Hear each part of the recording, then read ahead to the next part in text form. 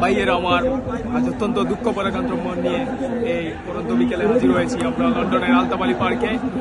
আপনারা সবাই অবগত আছেন, বাংলাদেশে বর্তমানে কোটা সংস্কার আন্দোলনকে ঘিরে বাংলাদেশের স্বৈরাচারী সরকার, শেখ হাসিনার সরকার, তার পুলিশ বাহিনী, গুন্ডা বাহিনী, ছাত্রলীগ দিয়ে বাংলাদেশের নিরীহ সাধারণ শিক্ষার্থী প্রায় 50 থেকে 60 জন শিক্ষার্থীকে শহীদ বরণ করেছে এবং অনেকেই আহত হয়েছে।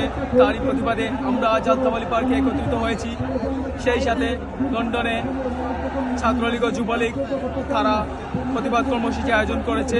আমরা আলতাবালি পার্কে আজ সর্বসাধারণ ছাত্র পরিষদ এখানে উপস্থিত হয়েছি। আমরা ছাত্রলীগের গুন্ডাদের এই আলতাবালি পার্কে আজ উঠতে দিব না। এজন্য আমরা সবাই এখানে শক্ত অবস্থান আছি।